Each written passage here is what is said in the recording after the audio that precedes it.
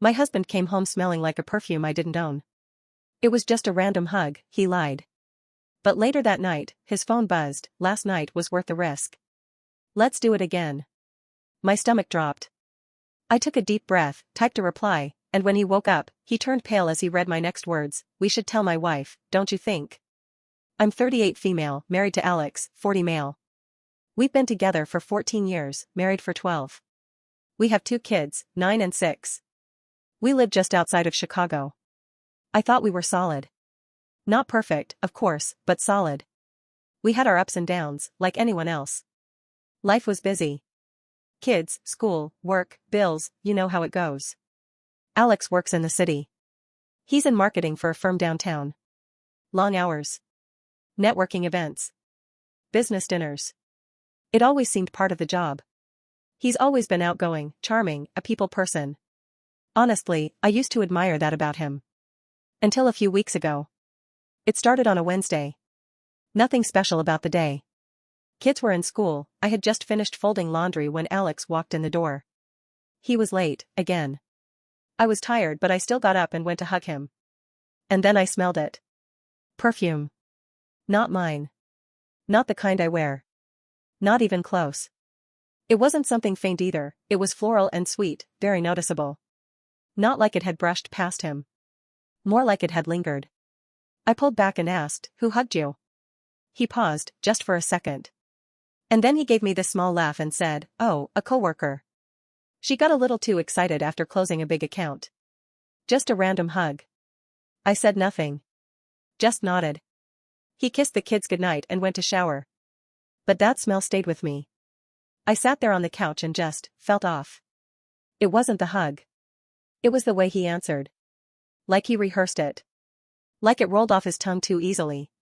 I didn't want to be that wife. The paranoid one. The snooper. So I didn't say anything that night. But something had shifted in my stomach. That same night, around 11:30 p.m., he was in the shower. His phone buzzed on the nightstand. Usually I don't look. I never needed to. But this time, I did. The message lit up his screen. I didn't even have to unlock it. Last night was worth the risk. Let's do it again. My mouth went dry. I stared at it for a full minute. Everything just went still. I felt cold, then hot, then cold again. I didn't cry. I didn't panic. I just sat there, frozen. And then, I picked up his phone, typed a reply, we should tell my wife, don't you think? I hit send. Then I put it back exactly where it was. When he came out of the shower, he was humming. I watched him. I didn't say a word. I just said I was tired and went to sleep facing the other way. The next morning, I woke up before him. Made coffee like always. Packed the kids' lunches. Routine felt mechanical. He came into the kitchen with this pale look on his face. Eyes wide. Hand shaking just slightly. He didn't say anything for a while. Then finally, did you go through my phone? I looked him dead in the eye and said, no. I didn't have to. Your side piece texted you. He looked like someone had punched him in the stomach. He opened his mouth, closed it, opened it again, and then said the dumbest thing I've ever heard, it's not what it looks like. I laughed. Actually laughed. Not because it was funny, but because that phrase felt like a parody. Like something out of a bad movie. So I asked, who is she? He sat down at the kitchen table and put his head in his hands. Her name's Rachel. She works with me. How long? A few months. I felt like my lungs forgot how to work. A few months. So I asked, why? He didn't answer. Just shook his head and kept saying I don't know. I asked if he loved her. He said no. That it was a mistake. That he was stupid. That it didn't mean anything. All the things they say when they get caught. I told him to pack a bag and leave. He didn't argue. Just nodded, grabbed a duffel, and left. Told the kids he had to go stay with Uncle Rob for a few days for work stuff. They didn't question it. That night, I sat in the living room alone. No TV. No lights. Just silence. It felt like something had cracked open inside me and I couldn't put it back. I replayed every moment from the past 6 months. Every late night, every business trip, every random mood swing or extra shiny smile. Suddenly, it all made sense. I felt like a fool. A week passed. He texted to check on the kids. Asked if we could talk. I ignored him. But I didn't block him. I wanted to see if she'd text again. And she did. 3 days later, I miss you. That reply was cold. Are you okay? So she thought I was him. I stared at it for a long time. And then I started typing. But I didn't hit send. Not yet. So I had the phone in my hand again. Rachel had texted. I miss you. That reply was cold. Are you okay? I stared at her words for a while. He hadn't even warned her. She had no idea I saw the message. No idea I knew. I started typing. I'm not okay. I think she knows. I wanted to see what she'd say. 2 minutes later, she responded. How? Did you say something? Another message followed almost instantly. We need to be careful. This can't blow up in our faces. My hand started shaking. Not his face. Ours. They were in this together, like it was a game. A risk. Something thrilling and dangerous. I typed again. She replied to your last message. I didn't delete it fast enough. She saw it. She replied instantly. F*******. What do we do? Do I need to lay low for a bit? Lay low. Like she was a criminal. My heart was beating so fast I thought I might throw up. I didn't know what my next move was. But I knew one thing, I wasn't going to tell him yet that I had seen these messages too. I wanted to watch him squirm first. That night, Alex texted again. Asked if he could come over after the kids went to bed. Said he wanted to talk. Said he had a lot on his mind. I said fine. He showed up with a bag of groceries. My favorite wine.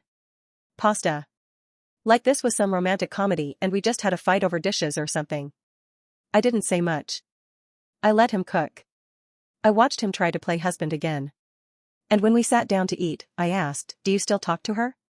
He shook his head. No. I cut her off. I'm serious about fixing this. I nodded slowly, then took a sip of the wine.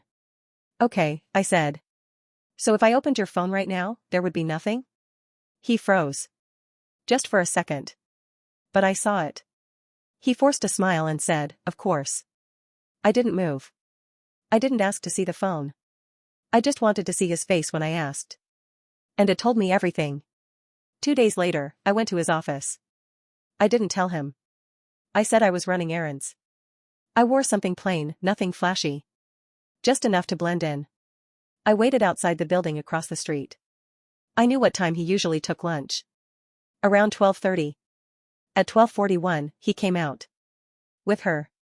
I knew it was her the second I saw her. She looked exactly like the type, tall, younger, perfect makeup, tight dress. Laughing too loud, touching his arm too often. And there he was, leaning in, smiling like a teenage boy. Not a man who just begged his wife for another chance. They walked 2 blocks, turned into a sushi place. I stayed outside. I took a picture. 3 of them, actually. One of them holding hands under the table. That night, he came home again to talk. I showed him the photos. He didn't speak for a full minute. Then he said, it wasn't what it looked like. That line again. So I asked, was lunch not real? Were her hands not in yours? He started stammering. She showed up. I didn't expect her. I told her we were done. She started crying. I took her out to talk. That's it. I didn't say a word. I just handed him his packed bag. This time, he didn't fight me. Later that week, I got another message from Rachel. She had finally figured it out. You've been reading all our texts, haven't you? I replied, since the night he came home smelling like you. She left me on read. Now here's where the twist hits. 2 days after that, I got a knock on the door. It was Rachel. I almost didn't open it. But I did. She looked different. Less perfect. Tired. Nervous. I need to talk to you, she said. I crossed my arms. About what? She looked around, lowered her voice. You think I knew he was married? I blinked. You didn't? She shook her head. He said he was divorced. He told me you were crazy. That you stalked him. That you wouldn't leave him alone. For a second, I almost laughed. Not because it was funny, but because I had no idea he was that kind of liar. She kept going. I found your real profile. Pictures of you with him. With the kids. I realized everything he told me was a lie. I didn't know what to say. I just stared at her. Then she said, I broke it off. But then he kept texting me. Begging me not to say anything to you. I believed her. Not because she looked sorry. But because that sounded exactly like him. Now I don't know what to do. He's trying to crawl back, saying we can fix it. Rachel is out of the picture, supposedly. But every time I look at him, all I see is the lies. The perfume. The message. The hands. And the picture I took. Of the man who swore to protect me, sitting in a sushi bar with his mistake. The worst part? The kids keep asking when Dad is coming home. And I don't have an answer yet. After Rachel came to my door, I didn't hear from Alex for a few days. He was either too ashamed or too busy spinning lies elsewhere. I needed space. I was tired of crying in the shower and lying to the kids about why Daddy wasn't sleeping in his own bed. So I packed up and drove to my sister's place in Evanston for the weekend. I left the kids with my mom. My sister, Mia, knew something was wrong the second I walked in. We sat on her porch with 2 glasses of cheap white wine. I told her everything. She listened quietly. Didn't say much. Then she said something that made my skin crawl. You remember that night back in December? When he didn't show up to our New Year's dinner? I did. He said he was sick. Flu or something. Mia looked down, twirled her wine glass, then said, I saw him. At a bar downtown. With some woman. I blinked. Why didn't you tell me? She hesitated. I wasn't sure it was him. Anne. I didn't want to blow up your marriage over a maybe. Now I knew it wasn't a maybe. It was real. He had been lying long before I caught the perfume. Long before Rachel. This wasn't a mistake. This was a pattern. I went back home Sunday night. The house was still, cold. His side of the closet untouched. My phone buzzed around 10 p.m. Alex. Can I come over tomorrow? We need to talk. Please. I said okay. I didn't know why. Maybe I wanted more answers. Maybe I wanted to see if he'd lie to my face again. He showed up at noon the next day. He looked different. Tired. Hollowed out. Like the weight of his own actions was finally starting to press down. We sat at the kitchen table. Same spot where I first confronted him. I need to tell you something, he said. I leaned back, crossed my arms. More? He nodded. There's someone else. I didn't even flinch this time. How long? I asked. He looked away. Before Rachel. I laughed. I actually laughed. How many? He didn't answer. So I said, give me a number. He whispered, 3. I sat there, staring at him. My husband of 12 years. The father of my children. A man I shared everything with. 3. Not one mistake. Not one affair. 3. I stood up, walked to the sink, and just stared out the window. The neighbor's dog was running in circles with a stick. The world kept turning, like nothing was wrong. Then I asked, do I know any of them?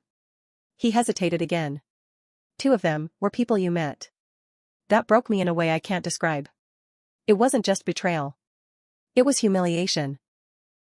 I felt like I was peeling back layer after layer of my life, and every part was rotten.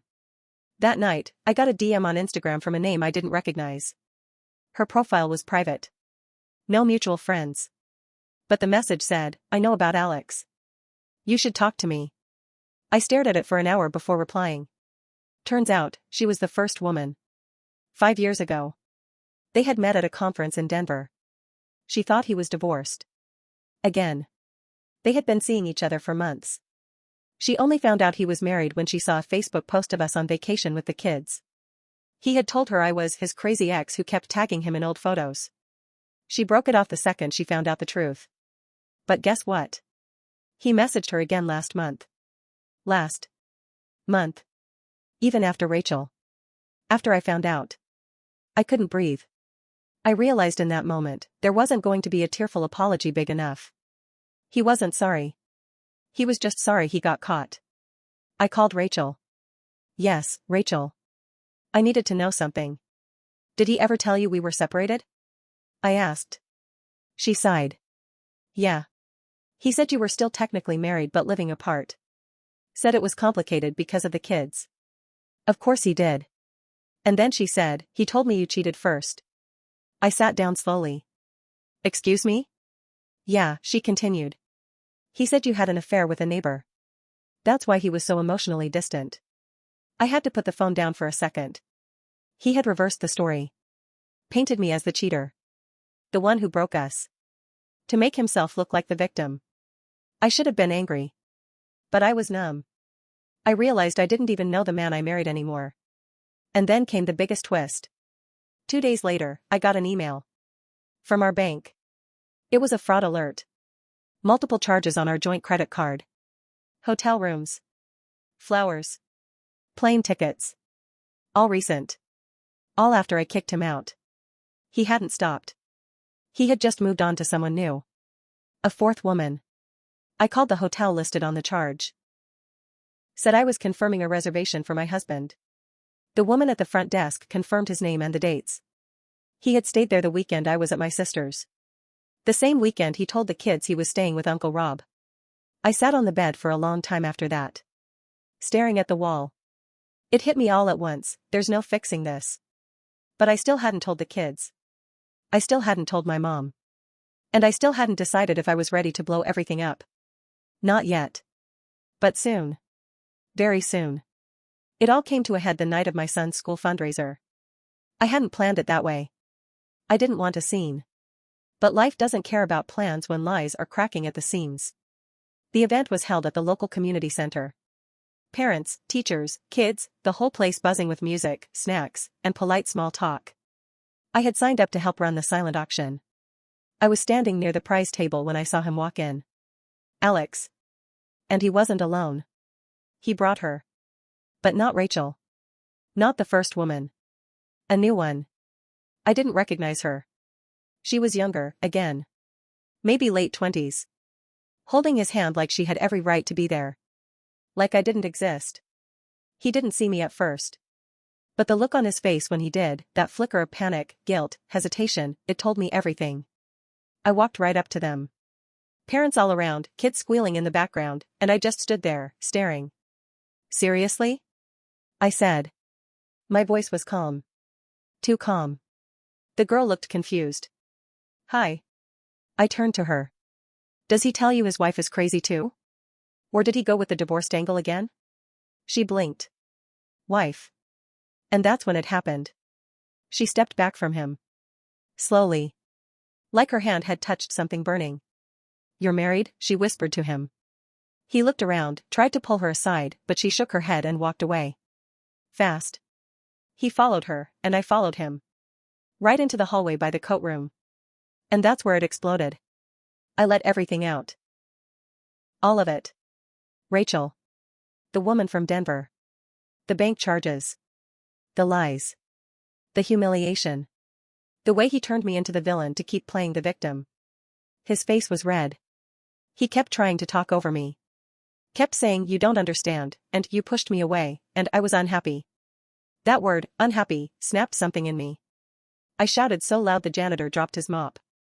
You were unhappy? You burned our life down, Alex. You brought women into our home with your perfume and your lies and your work dinners.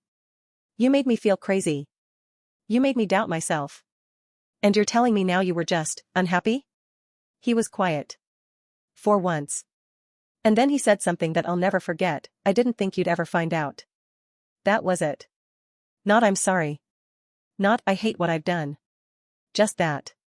Like the only thing that went wrong was me catching him. I turned and walked out of the building. Didn't look back. The aftermath was rough. Our kids were confused. I didn't give them all the details, they're too young, but I told them Dad wasn't going to live with us anymore, and that it wasn't their fault. Alex tried to talk to them. He cried in front of them. It made me sick. Not because I didn't think he loved them, but because I finally saw how easily he used emotion to manipulate people. My mom was furious. Not just at Alex, but at herself. She told me she always thought something felt off about him the last couple years. She blamed herself for not saying anything.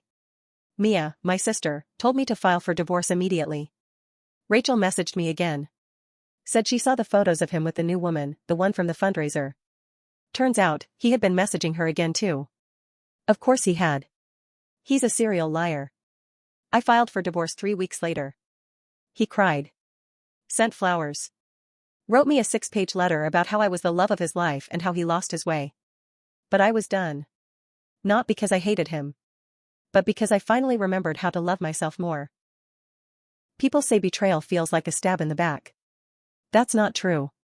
It's more like watching your house catch fire from the inside, while you're standing on the porch with the keys, wondering how long it's been burning and why you didn't smell the smoke sooner. I lost something in that fire. Not just my marriage. But my trust. My innocence. My belief that love was supposed to protect you from this kind of hurt. But I gained something too. Clarity. Strength. And a promise to myself that I would never again let someone make me feel small in my own life. The papers are signed. The house is quiet now. Sometimes I still wake up expecting to smell that perfume again, that sweet, haunting smell that started everything. But it's gone. And so is he. And somehow, even after everything, that silence feels like peace.